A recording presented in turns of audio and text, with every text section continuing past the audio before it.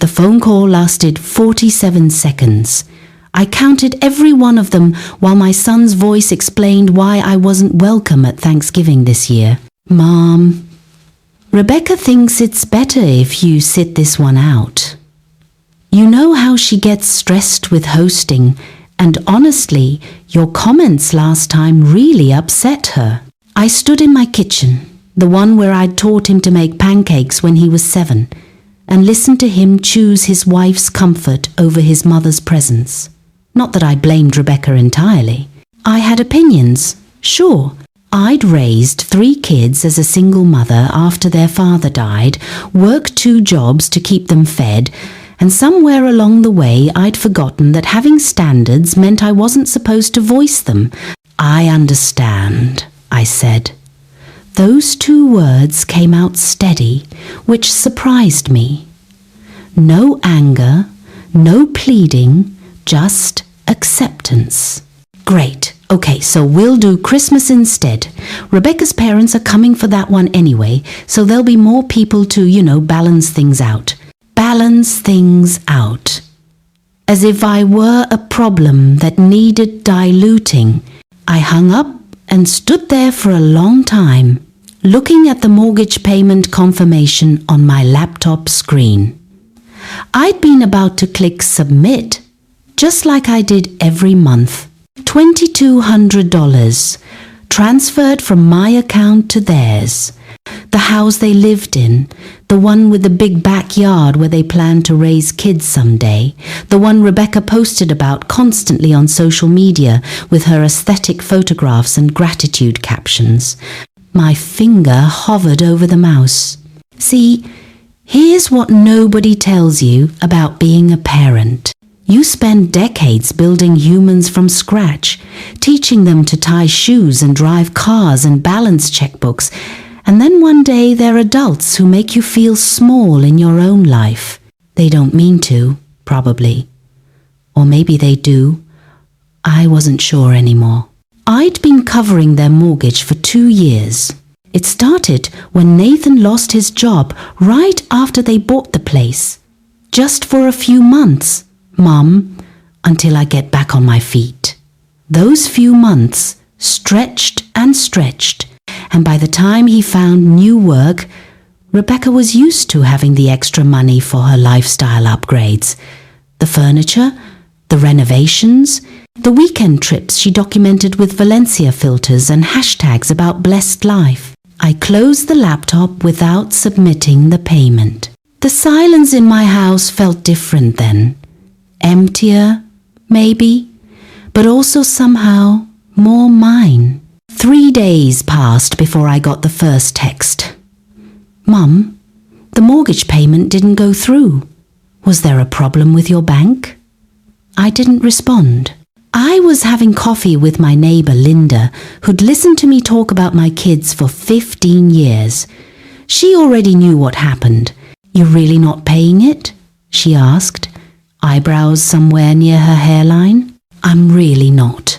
"Good for you," she said. But her face said she thought I'd crack within a week. I didn't crack.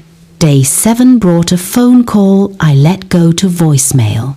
Nathan's voice had that edge it got when things weren't going his way. "Mum, seriously, we need to talk about the mortgage. The bank sent a late notice. Can you just call me back?" Day 10 brought Rebecca. She never called me directly, which should have told me everything I needed to know about our relationship. "Hi, Susan. It's Rebecca. Listen, I know you and Nathan had some kind of disagreement, but we really need you to make the mortgage payment. We can't afford to have this go late. It'll ruin our credit." I saved that voicemail.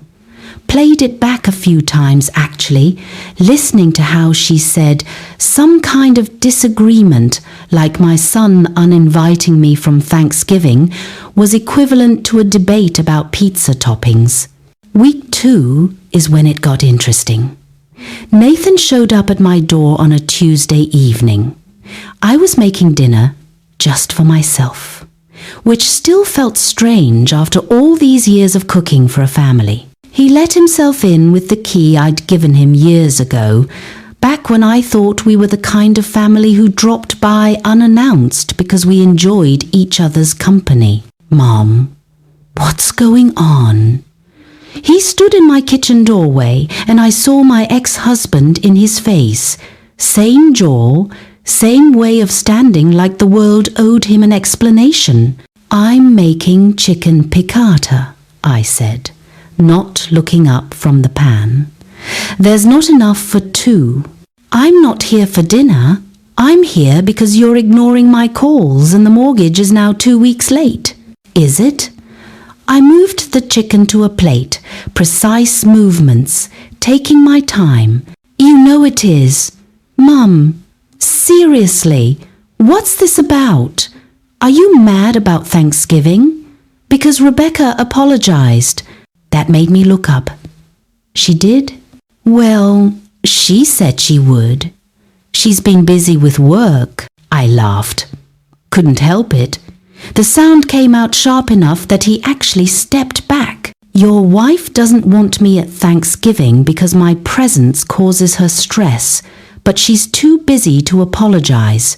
And you're here, in my house, demanding I continue paying your mortgage. Do you hear yourself? We had an agreement. We had a temporary arrangement that became permanent because it was convenient for you. His face did something complicated. Anger, maybe, mixed with the realization that I wasn't the same woman who'd said, I understand on the phone 2 weeks ago. Or maybe I was exactly that woman and he was finally paying attention. So what? You're punishing us? That's really mature, Mom. I'm not punishing anyone. I'm simply not paying for a house I'm not welcome to visit for holidays. That's not fair. I plated my chicken, added the capers and lemon sauce, grabbed a glass of wine I'd already poured. You're right. It's not fair that I worked myself to exhaustion for 25 years raising you, that I helped with your down payment, that I've covered your mortgage for 2 years. Life's full of unfair things, sweetheart. He left without saying goodbye. The door didn't quite slam, but it closed hard enough to make a point. Week 3 brought the desperate calls, multiple per day, from both of them, sometimes together on speakerphone. I answered exactly one, just to make sure they knew I was alive and choosing not to engage. Rebecca cried. Actual tears, talking about how they were going to lose the house. How could I do this to them? Didn't I care about their future? I care about my future too, I said. Turns out I have one that doesn't revolve around being your ATM. Nathan grabbed the phone. That's a low blow, Mom. Is it? Because from where I'm standing, I'm just matching energy. You made a choice about what our relationship is worth. I'm making one too. I hung up before he could respond. Linda came over that night with a bottle of wine. You're going to give in, aren't you? No. They're going to lose the house. They're going to figure it out. Nathan has a good job now. Rebecca works. They can afford their mortgage. They just can't afford their mortgage plus the lifestyle they've been living. You sound so calm about this. I wasn't calm. I was 54 years old and realizing that I'd spent most of my life making myself smaller so other people could feel bigger. My son had learned that lesson too well. He'd learned that Mum would always bend, always give, always understand. Well, I understood plenty now. Week 4 brought Thanksgiving. I spent it with Linda and her family, eating turkey I didn't have to cook and watching football I didn't have to pretend to care about. My phone rang 11 times. I turned it off after the 6th call and ate pumpkin pie in peace. The next morning, I woke up to 37 missed calls and 14 voicemails. My heart jumped, thinking something terrible had happened. I listened to the first voicemail, Nathan's voice cracking with panic. "Mom, they're starting foreclosure proceedings. Please call me back. We need to talk about this." I made coffee first, sat at my kitchen table, the one I'd bought at a yard sale 20 years ago because it was all I could afford, and thought about all the things I'd sacrificed so my kids could have more than I did. The thing about sacrifice is, it only means something if it's appreciated. Otherwise, it's just you making yourself smaller while other people grow comfortable with the space you've given up. I called him back at noon. "Mum?" He sounded like he'd been awake all night. "I got your messages. Thank God. Listen, we can work this out. We just need—" "I'm not giving you money, Nathan." Silence. Then, quietly, "So you're just going to let us lose our house?" "You're going to let you lose your house. I'm going to let you be an adult who handles his own problems." "This isn't fair. You helped us buy it. I gave you a gift for your down payment. I didn't sign up to be a co-owner who wasn't invited to live there. That's what this is about? The Mother's Day thing?" We apologized. I laughed, actually laughed. "No, sweetheart. You got caught and made excuses. That's different from an apology." Rebecca's mum said, "I don't care what Diane said. I don't care what anyone said. I care that when I asked to visit my own son for one holiday, you told me it was complicated and suggested I come for dessert. Dessert, Nathan. Like I'm some distant aunt you see twice a year." His voice got small. "We were trying to keep things simple." "Well, congratulations. Things are very simple now. You have a mortgage, you pay it. End of story." "Mom, please, just one more month. We're refinancing, and—" "You've been refinancing for 6 months. I've seen the credit card statements you left on my table. I know about the new car. I know about the vacation to Cabo. You're not in trouble because of bad luck. You're in trouble because you spent money you didn't have, assuming I'd always be there to catch you." "So that's it? You're just done with us?" The question hit harder than he probably intended. Was I done with them? I'm done being treated like a resource instead of a person. If you can figure out the difference, my door's always open. I hung up before I could change my mind. The holidays came and went. Christmas was quiet. I bought myself a KitchenAid mixer I'd wanted for 15 years, the kind with all the attachments that did things I'd always done by hand. Spent December 25th learning to make pasta from scratch, drinking wine and watching old movies. My phone stayed silent. January brought a new year and a registered letter. Formal, typed, addressed to Mrs. Catherine Brennan.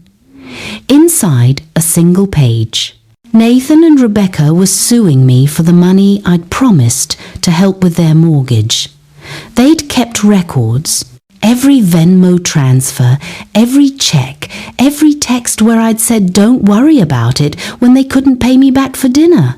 Their lawyer had turned my generosity into a verbal contract. I sat in my car outside the law office, where I'd just met with my own attorney, watching people hurry past in the January cold. My hands were shaking, not from fear, from something else. Something that felt like grief mixed with gasoline. "They have no case," my lawyer had said. "Gifts aren't contracts, but they can make this expensive and ugly. Let them." She'd looked at me over her glasses. "This could drag out for months, cost you thousands in legal fees. I've spent thousands keeping them comfortable. At least this money goes toward my self-respect." Now, sitting in my cold car, I wondered if Nathan understood what he'd actually done. You can survive someone being selfish. You can even forgive it, given time and growth. But weaponizing kindness, turning every generous impulse into evidence against you, that was something different. That was scorched earth. My phone buzzed. Linda, I heard. I'm so sorry. How did you hear? Rebecca's posting about it on Facebook, about how you promised to help them and now you're backing out, leaving them homeless. I close my eyes. Of course she is. She's painting you as the villain. Half the comments are from people saying how terrible it is when parents go back on their word. And the other half? People who actually know you, asking what really happened. I started the car, letting the heat blast. I need to ask you something, and I need you to be honest. Okay. Am I wrong? Am I being cruel? Linda was quiet for a moment. Do you remember when Nathan was 16 and wrecked your car? Of course. Do you remember what you did? I grounded him. Made him get a job to pay for the insurance increase. Right. And do you remember what he said when you told him? I did. He'd stood in our kitchen, furious and embarrassed, and said, I hate you right now, but I get it. He learned from that, Linda continued. He became more responsible, more careful. You didn't fix it for him then. He was 16. And now he's 32, and you've been fixing things for 16 years. Maybe it's time he learned again. The lawsuit moved forward. Slowly, painfully, like everything involving the legal system, discovery, depositions, my lawyer requesting documentation of every financial transaction between us. Their lawyer painting me as a manipulative matriarch who used money to control her children, then withdrew support out of spite. That part almost made me laugh. Control? I'd had so little control I couldn't even guarantee an invitation to Sunday dinner. The deposition was scheduled for March. I spent the week before reviewing bank statements, printouts of texts, emails where I'd offered help and they'd accepted. My lawyer wanted me prepared for every question, every angle their attorney might use. They're going to make you look bad, she warned. They're going to ask why you stopped helping. They'll frame it as abandonment. Let them ask. Catherine, they're going to bring up every time you said yes, every time you offered money without being asked. They're building a case that you created this dependency. Maybe I did, but I'm allowed to stop. March 15th. The deposition room was smaller than I expected, sterile and cold. Nathan and Rebecca sat across from me with their lawyer, a sharp-dressed woman in her 40s who looked like she enjoyed this kind of thing. Nathan wouldn't meet my eyes. Rebecca stared at me like I'd personally burned down her house. Their lawyer started soft. Background questions. My relationship with my son. When I'd started helping financially. And would you say you offered this help freely? Yes. No one forced you? No one forced me. In fact, you often offered before they asked. Correct? Sometimes. She smiled. Mrs. Brennan, I have 17 text messages where you initiated financial help, offering to pay for things, sending money unprompted. Would you like to review them? I remember. So, you created a pattern, a reasonable expectation that you would continue providing support. My lawyer objected. I can't remember the legal terminology. Something about characterization. But the question hung there. Had I created this? Had I trained my son to expect my wallet to always be open? Mrs. Brennan, their lawyer continued, isn't it true that you explicitly told your son and daughter-in-law that you would help with their mortgage? I helped. past tense. But you never specified an end date. I never specified a forever date either. Yet you continued for 2 years. 24 months of regular payments. That's not a temporary gesture. That's a commitment. It was generosity. Generosity I'm allowed to stop. Even if stopping causes significant harm. Even if your own son loses his home. I looked at Nathan then. Really looked at him. He'd lost weight. Had circles under his eyes. He looked miserable. Good. Not because I wanted him to hurt, but because maybe, finally, consequences were teaching him something I'd failed to. Yes, I said. Even then, the deposition lasted 4 hours. They asked about every gift, every loan, every time I'd said, "Don't worry about paying me back." They asked about Mother's Day, about holidays, about why I felt excluded. They made it sound petty, like I was punishing them for one oversight, one miscommunication. My lawyer got her turn after lunch. She was quieter, more methodical. "Mr. Brennan, when was the last time you visited your mother without needing something?" Nathan shifted. "I don't know. We visit all the time." I didn't ask how often.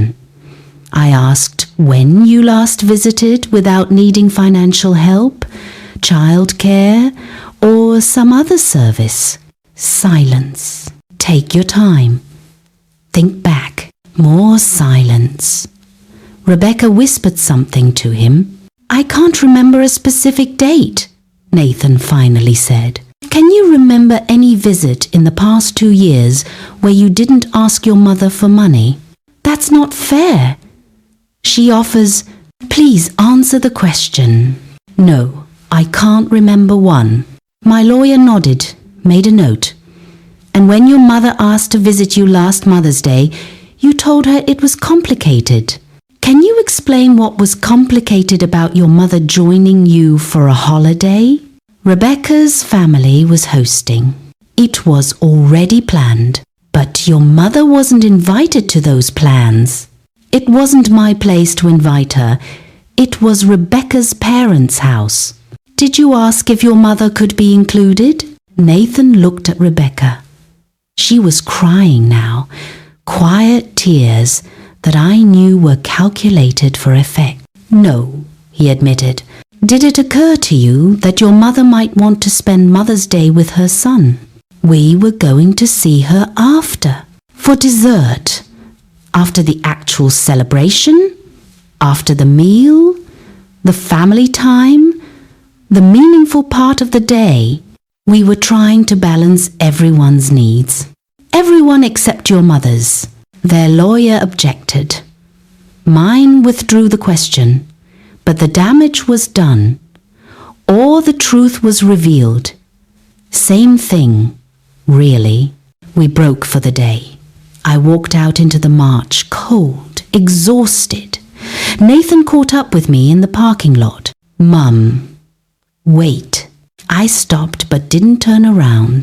"This is insane. We shouldn't be doing this. Can't we just talk?" Now I turned. We tried talking. You sued me instead. Rebecca's lawyer said we had a case. Said you couldn't just abandon us after making promises. I never promised you anything except that I'd love you. Everything else was a gift. Gifts you're now using as weapons. We're desperate. So sell the house. Downsize. Do what millions of people do when they can't afford their lifestyle. It's our home. It's a house you can't afford. There's a difference. He looked broken. Defeated. Part of me wanted to fix it, to write the check, to make his pain stop. That part was getting smaller every day. "I'm not doing this to punish you," I said. "I'm doing this because I finally learned something important.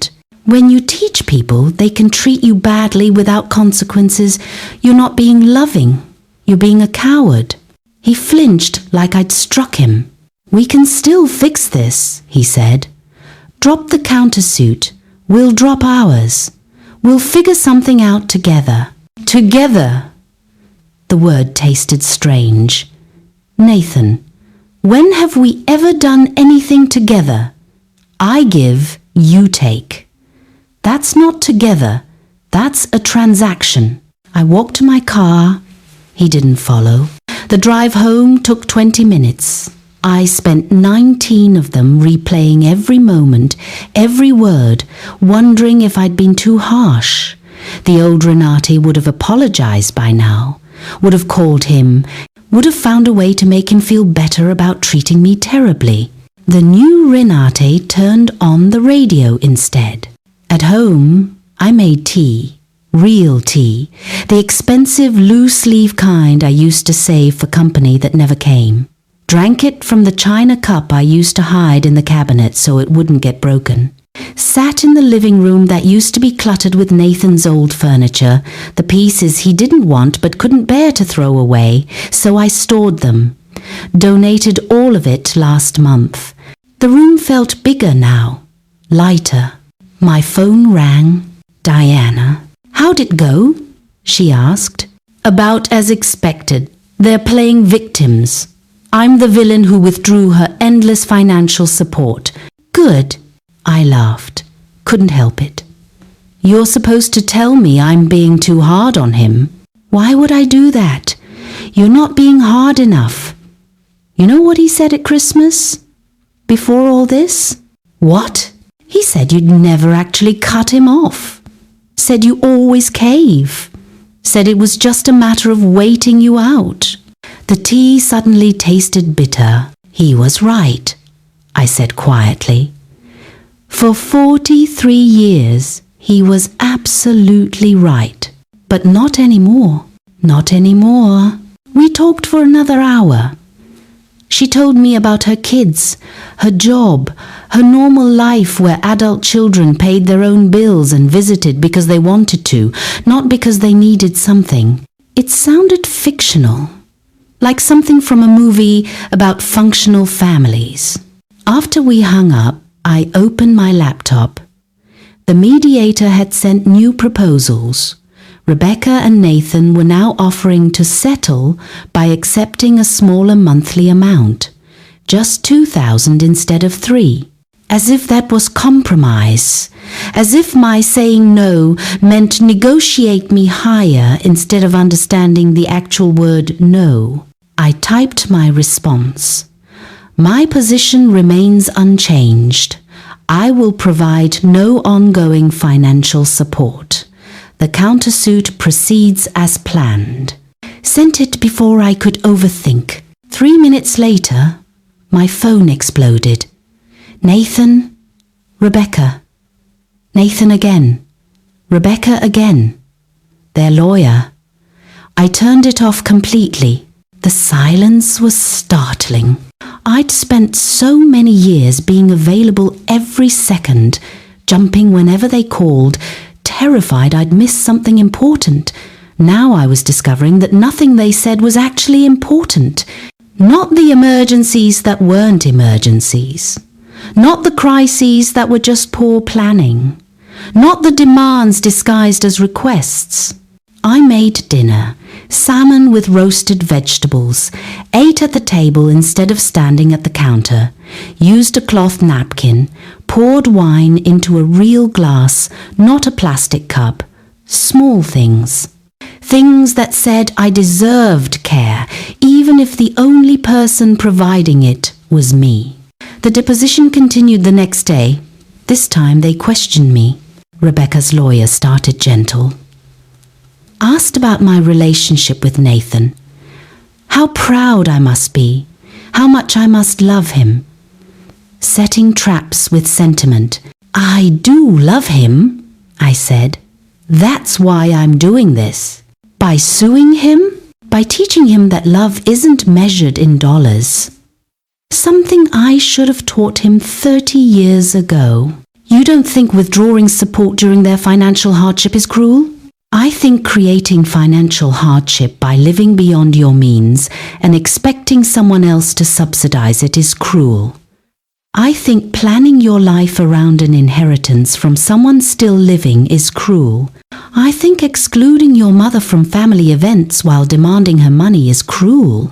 Which cruelty concerns you more? Her composure cracked slightly. Mrs. Brennan, isn't it true you offered this money freely, that they never demanded it? Have you ever tried saying no to someone who structured their entire life around your yes? They didn't demand with words. They demanded with expectation, with assumptions, with the unspoken threat that refusing meant I didn't love them enough. That sounds like projection. That sounds like 30 years of experience. She shifted tactics. Let's talk about the wedding. You claim you were hurt by the exclusion. But isn't it true you never directly told them you wanted to be there? I'm his mother. I shouldn't have to ask permission to attend my only son's wedding. But you assumed you'd be invited without confirming. Yes, I assumed that excluding your mother from your wedding was so obviously wrong that no one would do it.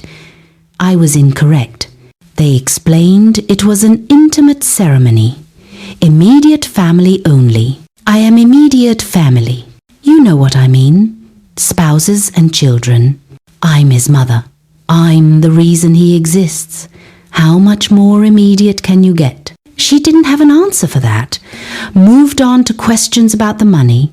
Tried to establish a pattern of promises, of commitments I'd made. But there were no promises. Just years of me giving and them taking and everyone pretending that was normal. My lawyer's turn came after lunch. Mrs. Brennan, why did you decide to stop providing financial support? Because I realized it wasn't helping them. It was enabling them to avoid growing up. Can you elaborate? Every time I paid their bills, I taught them they didn't have to. Every time I solved their problems, I taught them someone else would. I thought I was being a good mother. I was actually preventing them from becoming functional adults. When did you realize this? When they didn't invite me to the wedding but still took my money for it. When I understood I was useful but not valued. Needed but not wanted. How did that feel? Like waking up after 40 years of sleepwalking. The lawyer nodded, made notes. One final question. Do you regret the years you spent supporting them? I thought about that. Really thought about it. No, I said finally. I regret that I taught them the wrong lessons. But I don't regret loving them. I just regret confusing love with money. They're not the same thing.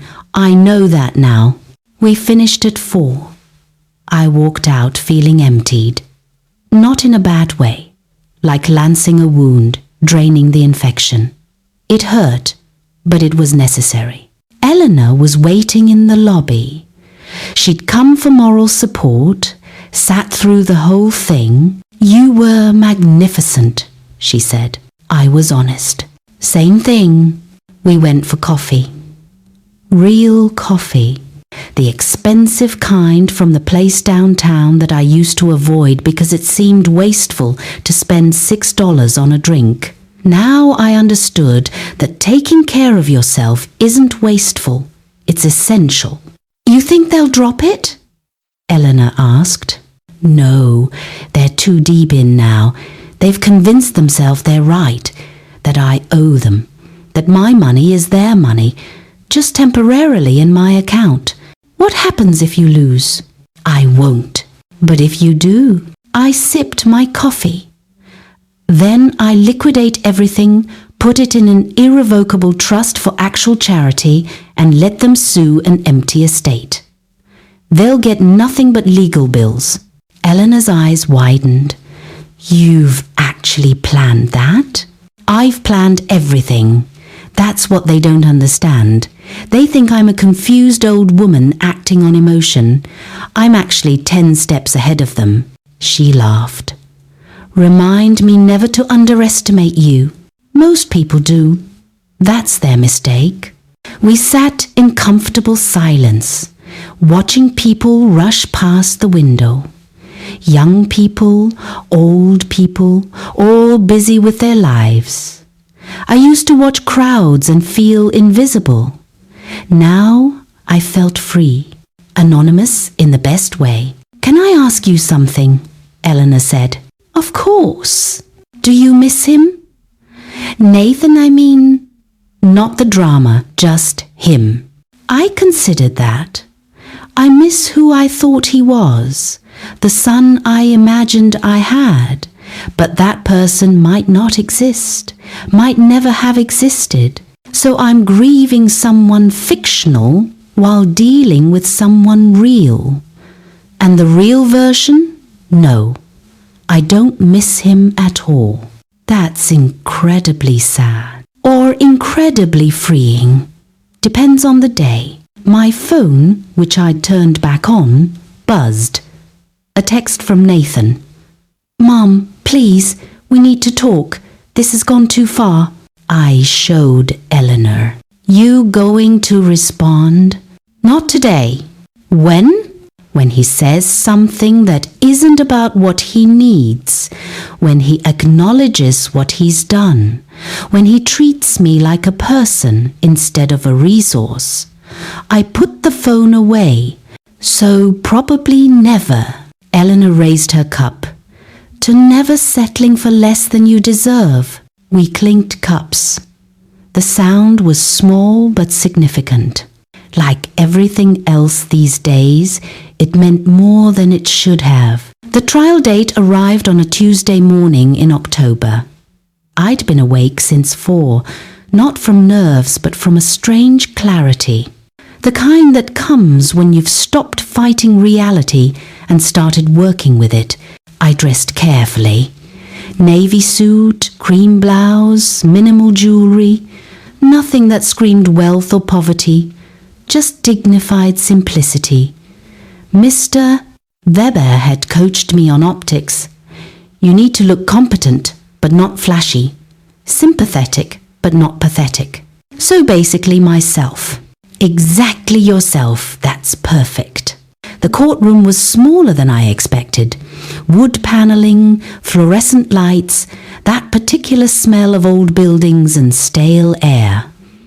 Nathan and Lena sat on the left side with their lawyer, Mr. Fisher. They'd dressed up too. Nathan in a suit I'd never seen, probably borrowed.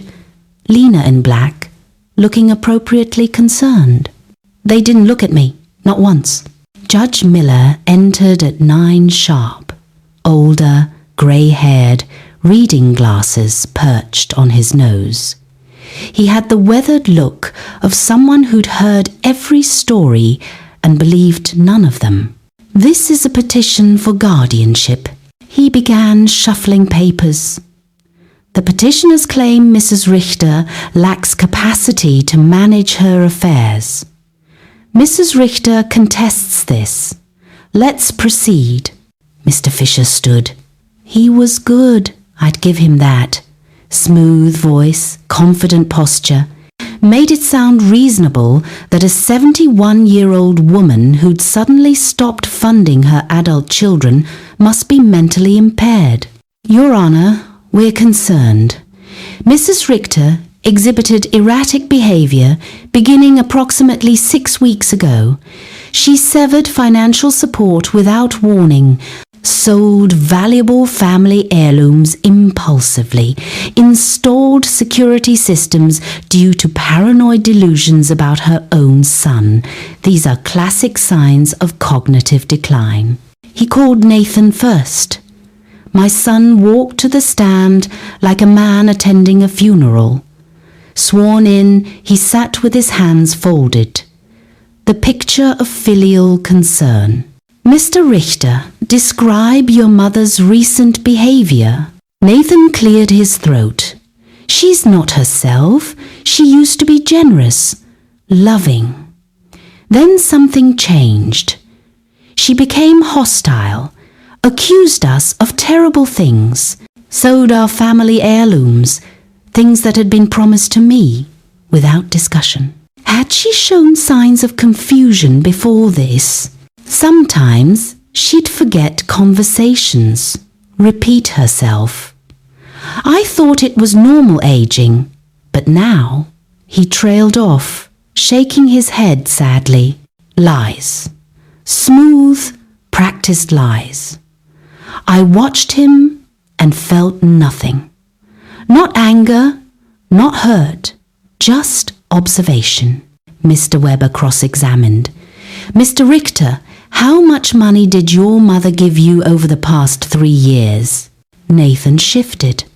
I don't know exactly. Would $33,400 sound accurate? Pause. If you say so. I do say so. And how much of that did you repay? It was gifts. Family helping family. Answer the question. How much did you repay? None. They were gifts. I see. And when was the last time you visited your mother without asking for money? Nathan's jaw tightened. We visited all the time. When specifically? A date. Silence. No answer? Let me ask differently. When was the last time you called your mother just to see how she was doing? Not to request funds, not to complain about your situation, just to check on her well-being. More silence. Nathan's lawyer objected, called it badgering. The judge allowed it. I can't remember exact dates, Nathan finally said. Can't remember, or it never happened? Lena testified next. She cried, real tears, impressive performance. Talked about how much she loved me, how worried she was, how I'd changed. Did you tell Mrs. Richter she wasn't special enough to attend your wedding? Mr. Weber asked during cross. Lena's face flushed. That was taken out of context. What context makes that acceptable? I was stressed. Planning a wedding is hard. Hard enough to exclude the woman who'd paid your rent for 3 years? Objection, Fisher called.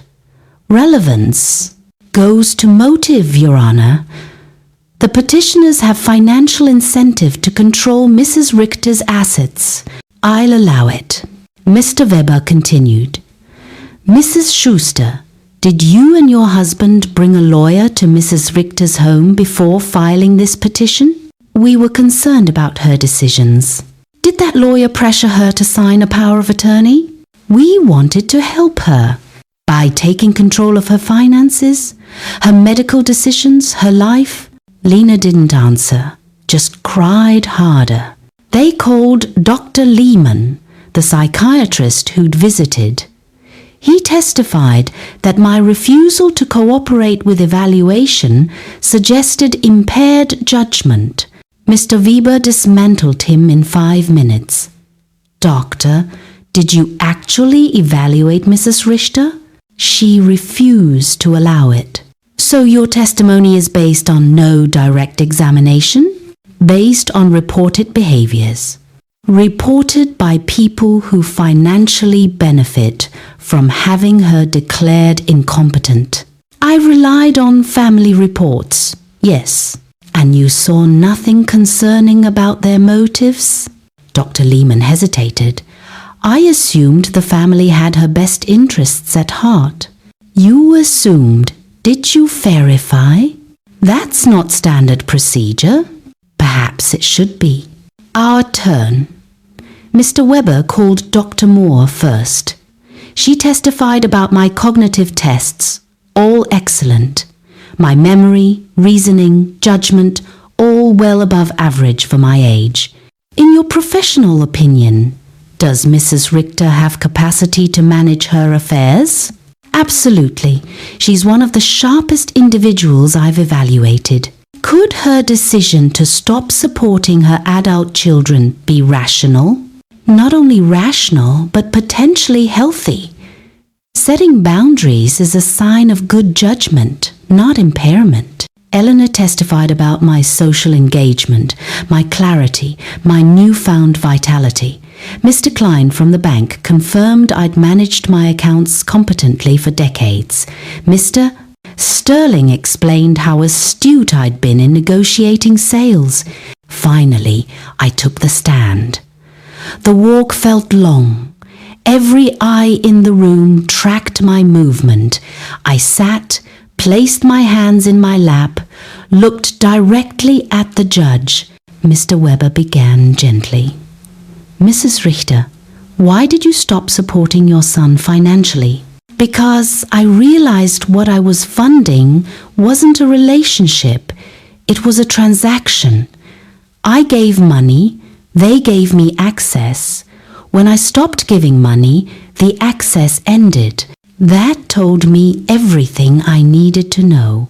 Did you sell family heirlooms impulsively? No, I sold them deliberately. They were my property, bought with my husband's money, intended for my use.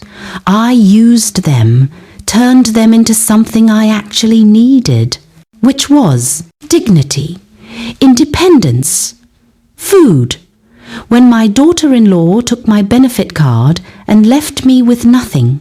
A murmur in the courtroom. Judge Miller looked up sharply. She took your benefit card? Yes, Your Honor. She went on vacation with my monthly payment. I sold silver spoons to buy groceries. That's not dementia, that's survival. Mr. Weber continued. Why did you install security systems? Because my son and his wife entered my home without permission, brought a lawyer, tried to pressure me into signing away my rights. I installed cameras to protect myself. That's not paranoia when the threat is real. Do you understand the value of what you sold? Every penny. I negotiated fair prices, had items appraised, made informed decisions. I knew exactly what I was doing. And what were you doing? I looked at Nathan. He finally met my eyes. I was choosing myself. For the first time in 40 years, I chose myself. That's not incompetence. That's overdue. Fisher cross-examined. He tried to make me sound bitter, vindictive, irrational. Asked why I'd exclude my only son from my life. I didn't exclude him, I said. He excluded himself. He chose my money over my company. When the money stopped, so did he. Don't you think you're being harsh, punishing him for normal family dynamics? Normal family dynamics don't include planning to commit your mother to a state facility so you can sell her home. Fisher froze. That's a serious accusation. It's a documented fact. I found the brochure in my drawer, Restful Meadows, along with a draft power of attorney. I can provide copies if you'd like. The courtroom erupted. Judge Miller banged his gavel. Nathan and Lena were whispering frantically to their lawyer. Order. We'll take a brief recess. 20 minutes later, we reconvened. Fisher looked rattled. He made a half-hearted closing argument about family relationships, about forgiveness, about elderly people sometimes making poor choices. Mr. Weber stood.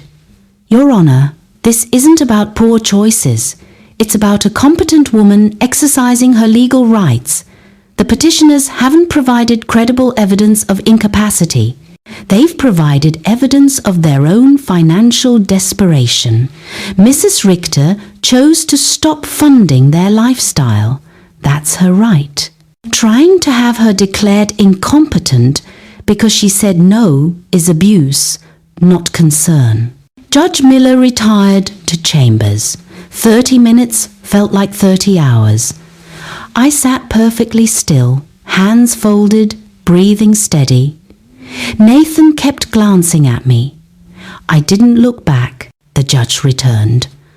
I've reviewed all evidence and testimony. The petition for guardianship is denied. Mrs. Richter has demonstrated clear capacity to manage her affairs. Her decisions, while perhaps painful to her family, are rational and within her rights. This case is dismissed. The gavel struck. Final. Absolute. I stood. Mr. Webber shook my hand. Eleanor, sitting in the gallery, gave me a thumbs up. Nathan and Lena left quickly, not looking back. Outside, autumn's sun cut through the buildings. The air smelled like freedom. You won, Mr. Webber said. I know. What happens now? I thought about that. My empty apartment, my full bank account, my unwritten future. I start living. 3 months later, I stood in the lobby of a boutique hotel in Charleston. Marble floors, crystal chandeliers, the scent of magnolias drifting through open French doors. My suitcase was new, proper leather, not the cracked vinyl thing I'd hauled around for 20 years. Inside were clothes I'd actually chosen for myself, silk blouses, tailored pants. A cashmere sweater the colour of October leaves. The concierge smiled. Welcome, Mrs. Richter. Your suite is ready. Suite, not room. Suite. I followed the bellhop to the elevator, watching numbers climb. 5th floor.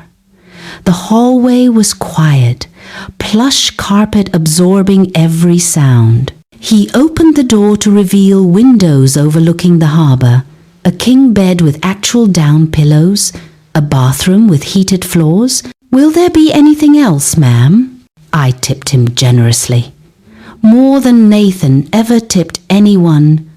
No, thank you. This is perfect. Alone, I walked to the window. Sailboats drifted across blue water. People strolled the waterfront, unhurried, living. I pressed my palm against the glass. It was cool, solid, real. My phone buzzed. Eleanor, did you arrive safely? I'm here. It's beautiful. You deserve beautiful. Enjoy every second. I set the phone down and unpacked slowly, deliberately. Hung dresses in the closet, arranged toiletries in the bathroom, placed my book on the nightstand. Every action felt significant, like I was building something new from pieces I'd never been allowed to use before. That evening, I ate alone in the hotel restaurant.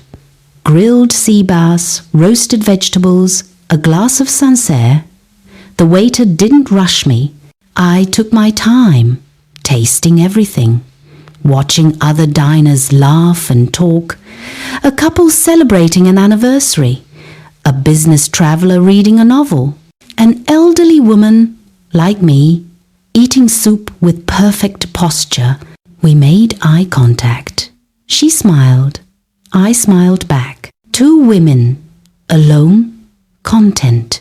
After dinner, I walked the waterfront. October air carried salt and the promise of winter.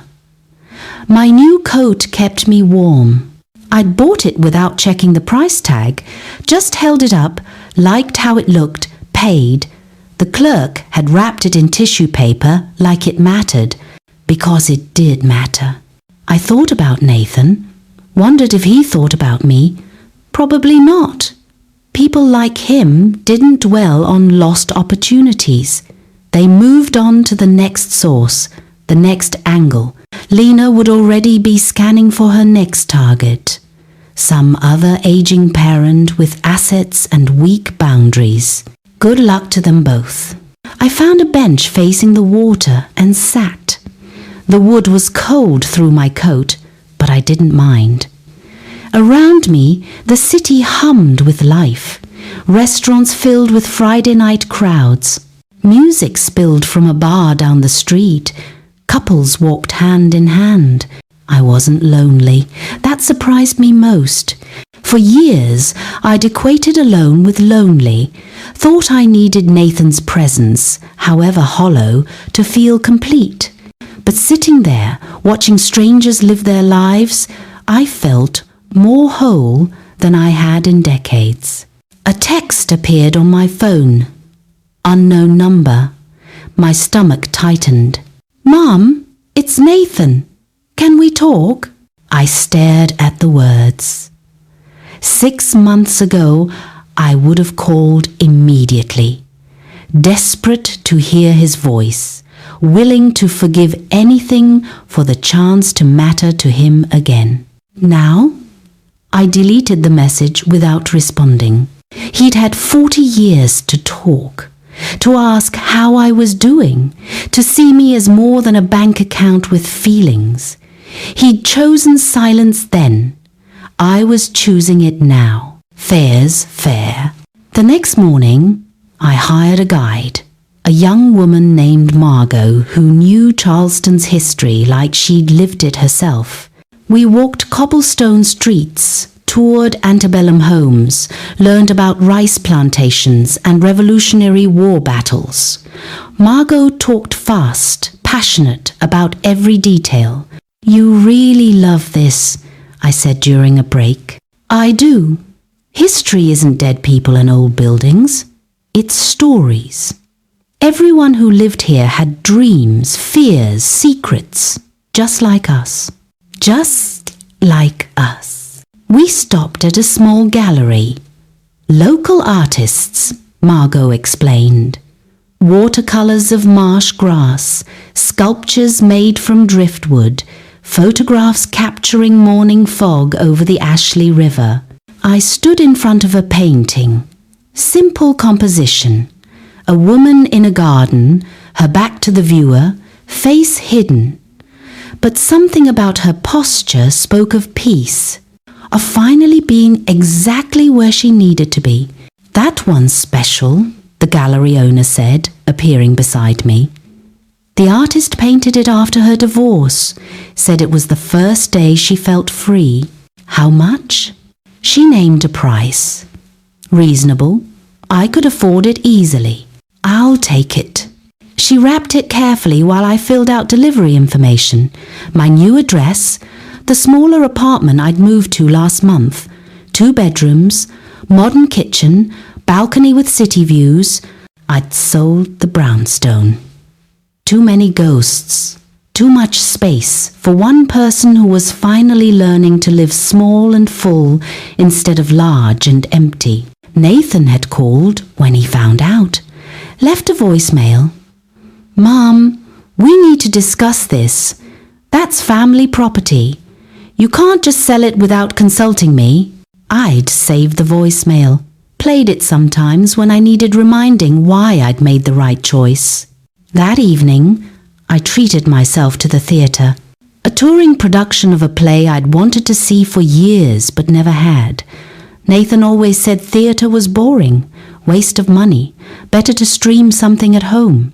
I sat in the 3rd row, surrounded by strangers, and watched actors bring words to life. During intermission, the woman next to me leaned over. "Isn't this wonderful?" "It really is." "Are you here alone?" "I am." "Me too. My husband hates theatre, so I come solo. Best decision I ever made." We chatted through intermission. She was a retired teacher, lived in Savannah, travelled frequently, had 2 sons who called every Sunday but lived their own lives. Healthy boundaries, she called it. Mutual respect. "Sounds nice," I said. "It is. Took me 60 years to figure it out, but better late than never.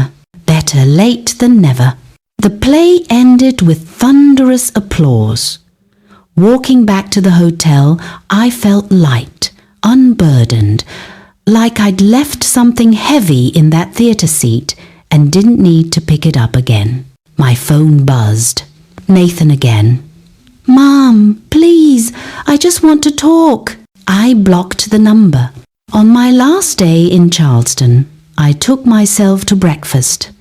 A cafe with outdoor seating, perfect view of a fountain in the square. I ordered eggs Benedict, fresh fruit, coffee that actually tasted like coffee instead of the instant crystals I'd lived on for years. The waiter brought my food with a smile. Anything else? This is perfect. Thank you. He left, and I sat in morning sun, eating slowly, savoring. Around me, the city woke up. Shop owners unlocking doors, joggers passing by, a man walking 3 dogs, all tangled in leashes, laughing at the chaos. Normal people living normal lives. I was one of them now. After breakfast, I walked to the waterfront one last time. Found my bench, sat and watched boats navigate the harbour. My flight left in 4 hours. Plenty of time.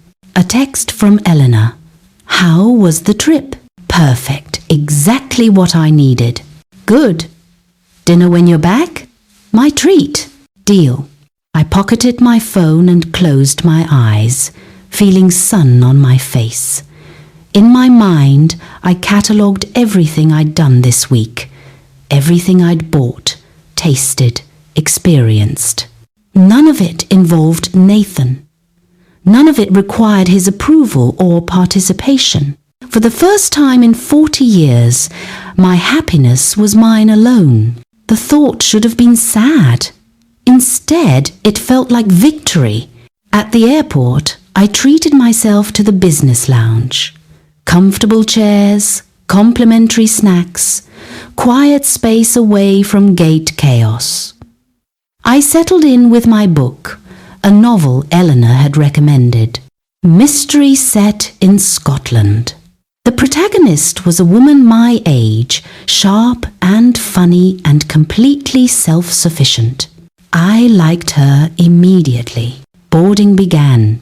I found my seat, window, extra leg room I'd paid for without guilt, the plane filled with travellers, families, business people, young couples starting adventures. Everyone going somewhere, coming from somewhere, living their individual stories.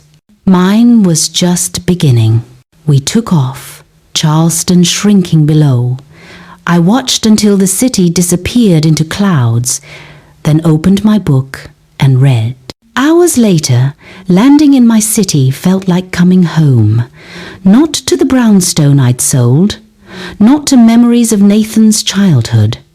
Home to myself, to the life I was building one choice at a time. Eleanor met me at baggage claim, hugged me tight. You look amazing. I feel amazing. Tell me everything. Over dinner at our favourite restaurant, I did every detail. The hotel, the gallery, the theatre, the cafe. She listened, asked questions, celebrated each small joy like it mattered, because it did. Walking home later, Eleanor linked her arm through mine. I'm proud of you. For what? For choosing yourself. Not everyone can do that. I thought about Nathan, about Lena, about the woman I'd been 6 months ago, starving in her own kitchen, convinced she deserved it. That woman was gone. In her place stood someone new. Someone who understood that love shouldn't cost everything. That family earned respect through actions, not biology. That saying no wasn't selfish. It was survival. At my building, Eleanor hugged me goodbye. Same time next week? Absolutely. Upstairs, my apartment welcomed me with silence. Good silence. Peaceful silence. I unpacked, started laundry, made tea, ordinary actions that felt extraordinary because they were mine, chosen freely, without obligation or resentment. The painting I'd bought would arrive next week. I already knew where I'd hang it, right above my reading chair, where I could see it every day. A reminder that freedom looks like a woman in a garden, back turned to the past, face toward whatever comes next. My phone sat on the counter, silent. No messages from Nathan. He'd finally gotten the hint. I picked it up anyway. Not to call him. To delete his contact entirely. His number, his emails, every digital trace. One tap. Gone. Then I made myself dinner. Real food, cooked with care, eaten slowly, tasted like caviar and champagne and every expensive thing I'd bought with his inheritance. Tasted like choosing myself. And it was delicious. I washed my dishes by hand that night, even though I had a dishwasher. Dried each plate carefully, put everything away in its proper place. Simple domestic rituals that used to feel like drudgery now felt meditative.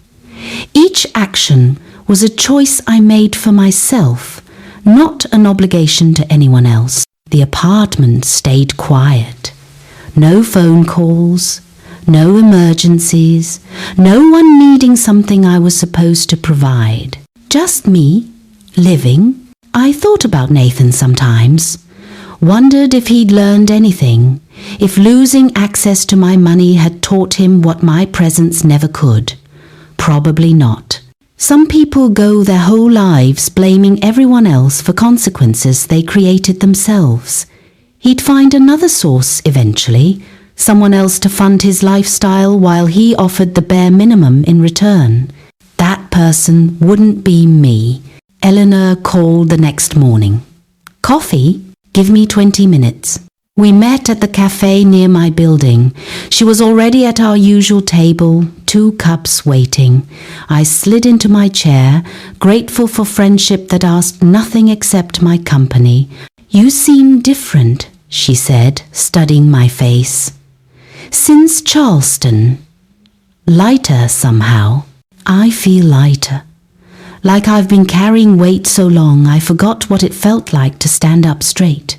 The Nathan weight. The obligation weight. The guilt weight. All of it. I sipped my coffee.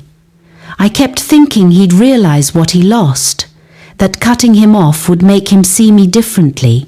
But that's not how it works, is it?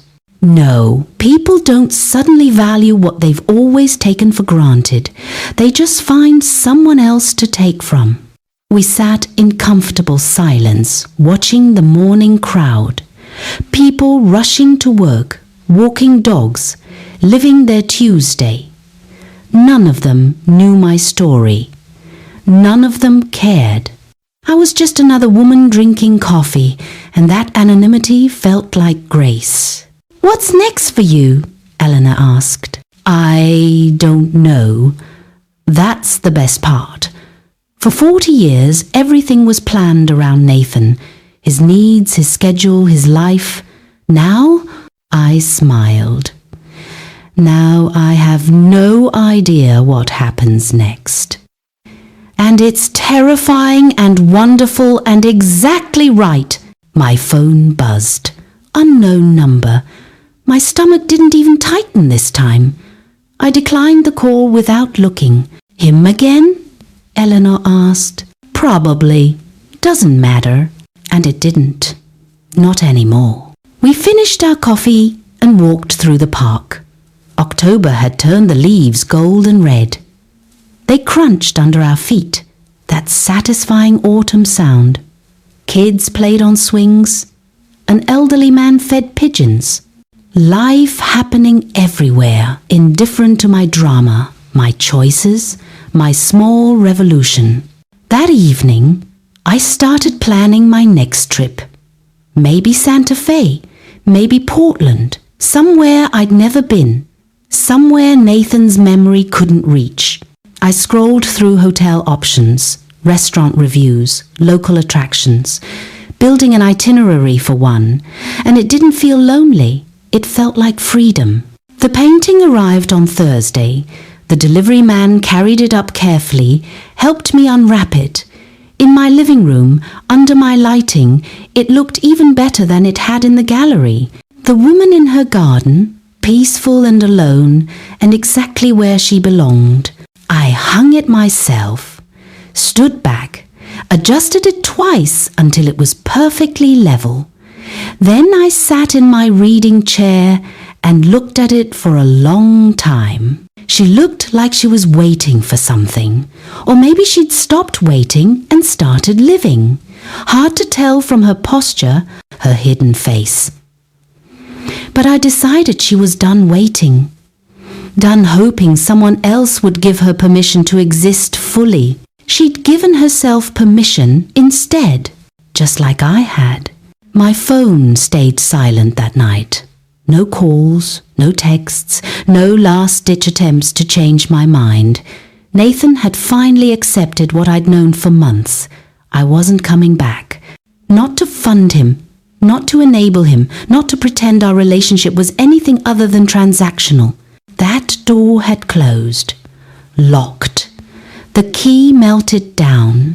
I made tea and settled into my chair with my book.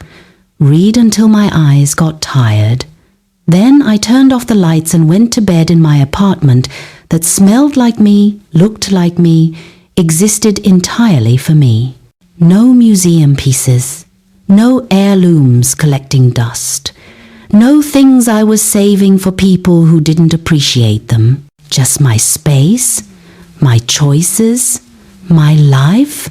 I fell asleep thinking about Charleston, about the theatre, the cafe, the waterfront bench, about all the places I'd go, the things I'd see, the experiences I'd have now that I'd stopped funding someone else's dreams and started investing in my own. 40 years I'd waited to matter to Nathan. Turned out I'd been mattering to the wrong person all along. The right person was me. Had been me the whole time.